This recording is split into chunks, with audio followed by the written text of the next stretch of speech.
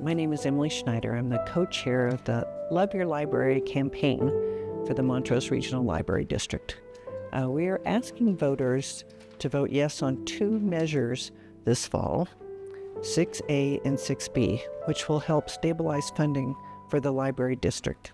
This upcoming presentation will focus on the details for 6A and 6B, so you'll know what you're voting for this fall. The district's mission statement is fostering community through providing resources, encouraging reading, and supporting lifelong learning.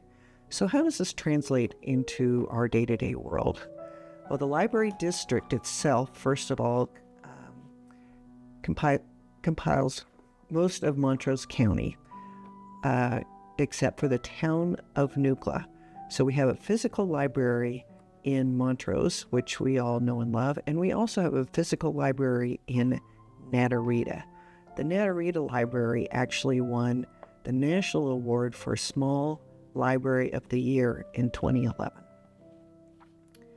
So the Montrose Library District is a tax-supported institution that's free to use.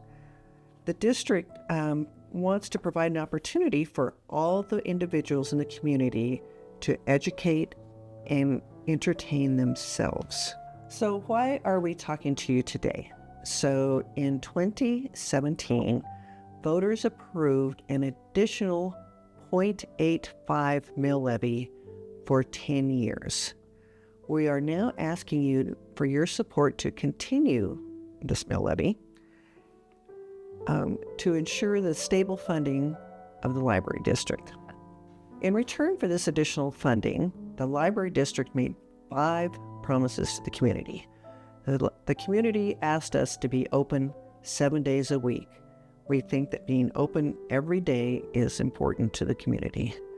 We wanted to increase our collection, and we wanted to bring the library to you more. And we'll talk about that in just a minute.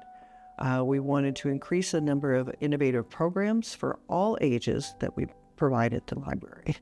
And we wanted to improve our facilities for today and for tomorrow.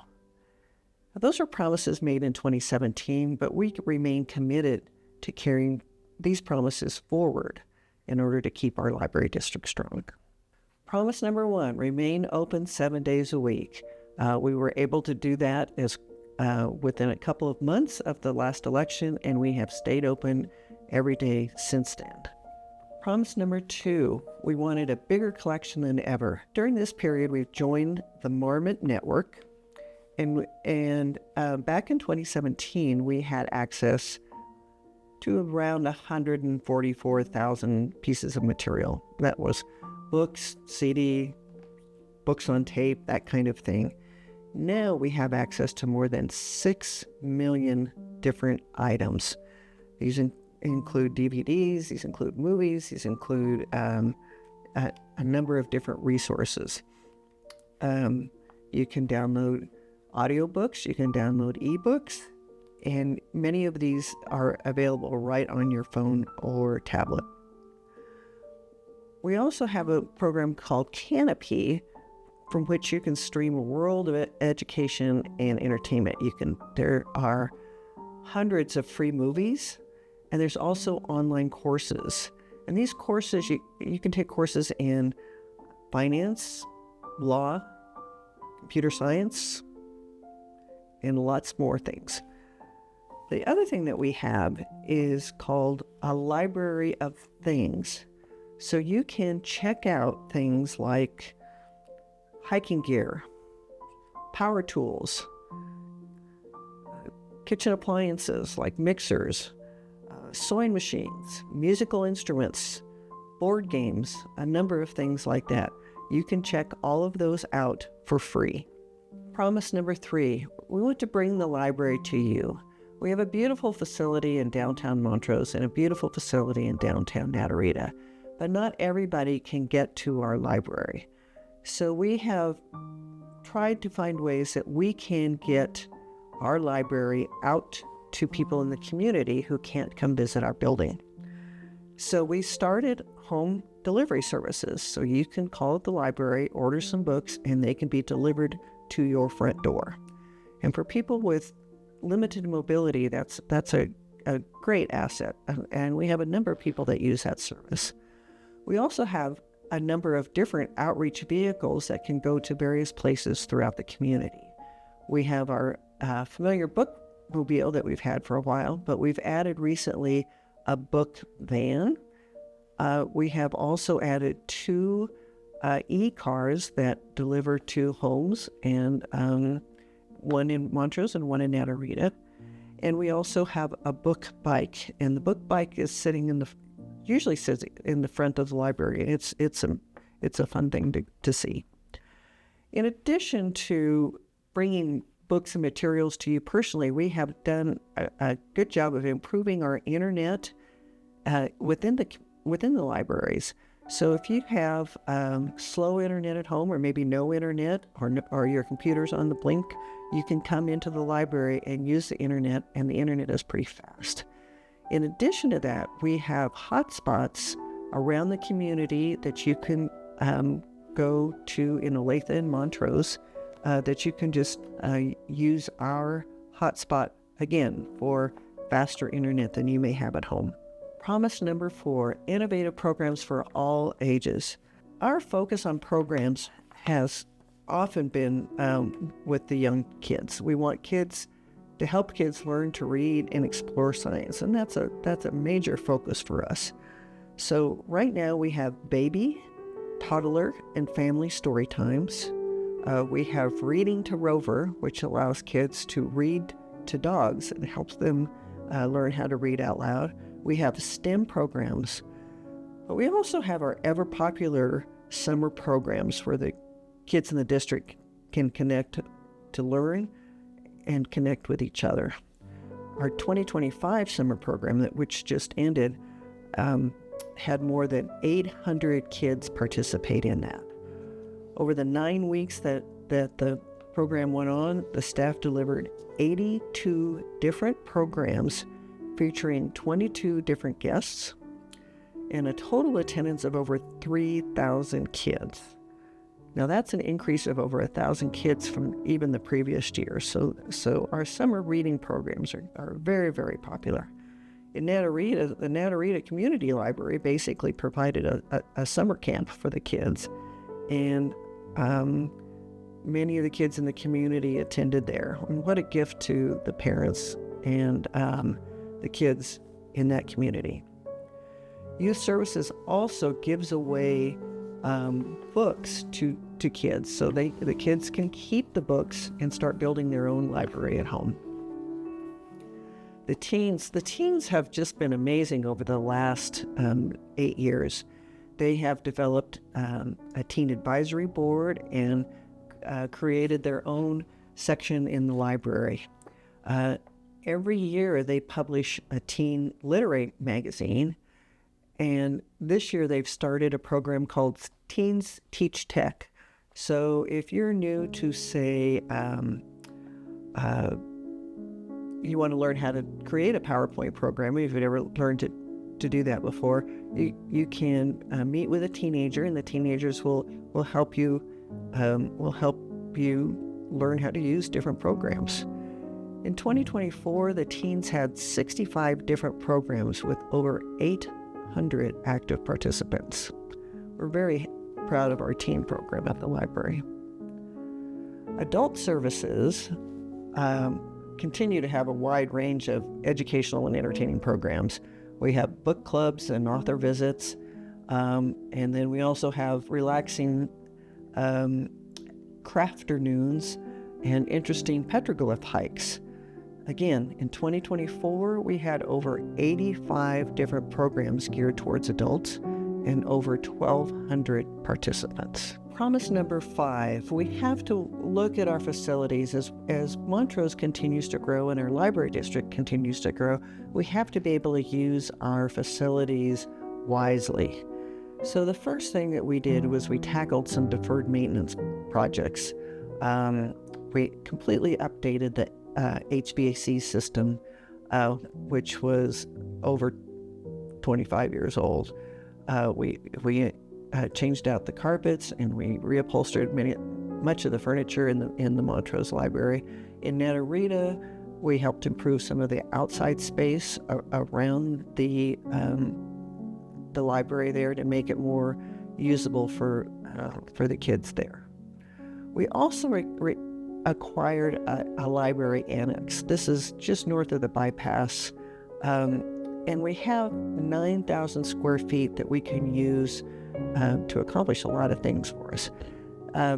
This annex will house our vehicle fleet. We now have a fleet of vehicles for the library. Who knew? We have our bookmobile and our book vans and our cars can be stored inside this building, which is really wonderful. It also hosts the Friends of the Library and the books that they collect for their sales. And it provides processing space for us as we process the Marmot materials that come and go. The hard copy books that come in and out of our library get processed at this facility, so we know where they came from and where they need to go back to. In Natarita, the library district in the Natarita building just completed a separate private room that the patrons can use for telehealth appointments. This gives patrons a strong internet connection and a private place so they can talk to their healthcare providers wherever they may be. The library has continued to expand into a number of different areas, and we want to make sure people know about some of the things that we're doing now. So, did you know, for example, that you can apply for a passport at the library? We pride ourselves in helping you discover the world, and now we can help you go out to see it. Applying for a passport at the library is a very simple process. The librarians will help you through every step, and it's just very nice to have that in our library instead of the post office. So far, we have processed over 3,700 passports, and this is in about the last 5 years. The other thing that you can do is book a librarian. So a librarian can give you one-on-one help to help you accomplish a number of things that you need to do. Let's say you got a new phone and you're not really sure how to set up the voicemail or to import your contacts or whatever you need to do.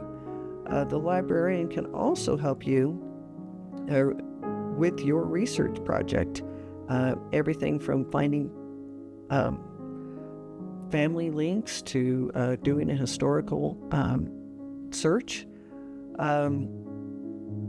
It can also help people apply for benefits like SNAP or Medicaid or unemployment, because those applications can be pretty complicated. Librarians help with those quite a bit. Librarian can help you write a resume or fill out a job application. Many of our librarians also speak Spanish. Other things you can do with your library card, you can research and build your family tree through a canopy program called Heritage Quest Online. Your teenagers, they can take a free DMV permit practice test. That's always a hard thing for a teenager to do, and so practicing that is probably a good thing. You can read the Wall Street Journal and the New York Times online for free. The Montrose Regional Library District is a small, standalone district, and it has the ability to respond differently to different parts of its different communities in its district. So during COVID, for example, the Montrose Library was very quick to respond to help support the kids, the families, and the seniors who were suddenly homebound. And the library district partnered with educators and homeschool families to help support gaps in their education due to COVID and due to just budget cuts and everything else. So it's very easy for the library district to respond quickly to needs that arise in the community. In the West End in particular, the library district delivers senior meals. They have an e-car and they deliver books to the West End, to some of the little communities towards the Utah border, and they also deliver meals. They have some supporting programs at the Natarita branch, like this is a new one that I did. It's like, Okay, I'm gonna do this. what they also provide. Good. Uh, After the senior meals. They also provide a senior tax support system at the Natarita branch. Again, resources are more limited in Natarita than they are in Montrose, so it becomes important for our library district to be able to provide services that are not normally found there. Our librarians in both facilities are there every day to help people connect, explore, and learn. The library also defends free speech and First Amendment rights. We encourage parents to help find the right materials for their young kids, but every patron has the right to choose the books and the materials they want. Our library is not just a place anymore. It used to be a building that you could go to get books. It is now a gateway to information and entertainment across the world. Best part is it's free to use. All the library services and rentals are free of charge. New York Times is free. You can borrow a sewing machine for free. You can download books and movies for free. There are ebooks and audiobooks for free. The programs for all ages are offered at no cost. So let's talk about the upcoming election. Let's see what it's going to take to keep our library strong. So first of all, how much is a 0.85 mill levy? What the heck does that even mean? What that means, the 0.85 mill levy on a property that's valued at $250,000 is less than $14 a year. Residential property valued at $500,000, the cost of the 0.85 mill levy is less than $27 a year. So maybe a pizza or two. So what's on the ballot? This becomes a little bit more complicated. 6A, we have two measures that you'll be voting on. 6A is pretty straightforward. We're asking the voters to continue the 0.85 mill levy that got approved in 2017. That vote created the extra mill levy for 10 years, and we are just asking voters to continue it. This is a mill levy that's currently being paid, and we want to continue that level of funding. 6B is a little bit different and is a fairly new law that we need to talk about.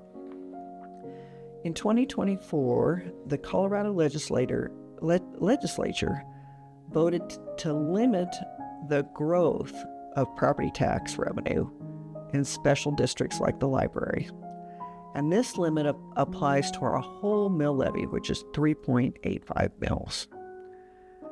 So this limit does not apply to a taxpayer's specific property.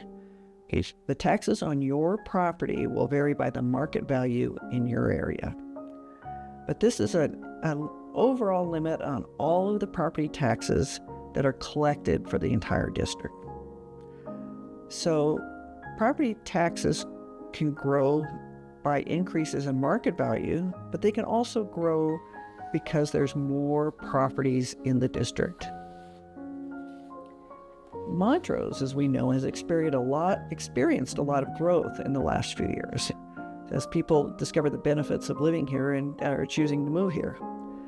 The Regional Library District wants to grow along with the community and expand its collections and services to meet this growth. So this is not a new idea for the district.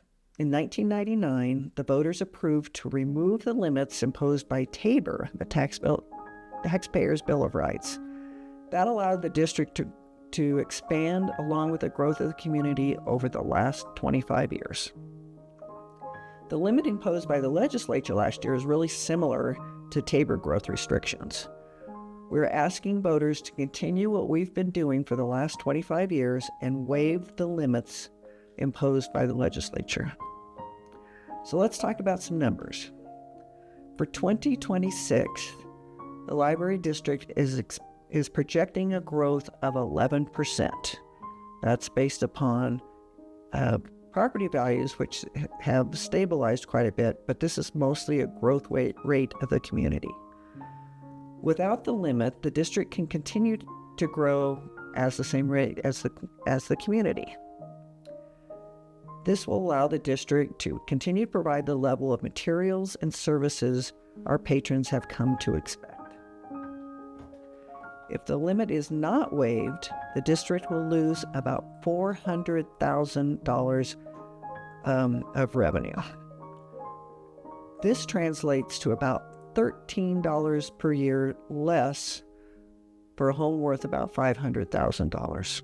If the library district grows slower than the community grows, it's really hard for the library district to keep supplying the same services and materials that it's doing right now. Something would have to give. A yes vote on 6B will allow the district to collect the full 0.85 mill levy, or about $26 on a home worth $500,000. A no vote on 6B will reduce the effectiveness of the 0.85 mill levy by about half. In 1999, the voters, just like in 1999, the district voters should decide how much the library is worth to them and not allow the politicians in Denver to place arbitrary limits on the growth of our budget. The voters in 2017 decided the library was worth an extra 0.85 mill levy. Let's not dilute the power of that mill levy with unnecessary limits. So what happens if the community ballot measures fail? There will be cuts. We will have cuts. We will probably be open less and closed more. We will have a smaller collection. We could have fewer programs. We could lose some services. So our request to you, the voter, we're asking you to help keep the library district strong. Continue the 0.85 mill levy approved in 2017 and allow the library district to grow at the same rate as our community. Please vote yes on 6A and 6B. Thank you for helping to keep our library strong. If you need to reach us, our web address is loveyourlibrarymontrose.com. Our mail address is P.O. Box 963, Montrose, Colorado 81402. Our email, if you wish to email us, please email us at info@loveyourlibrarymontrose.com.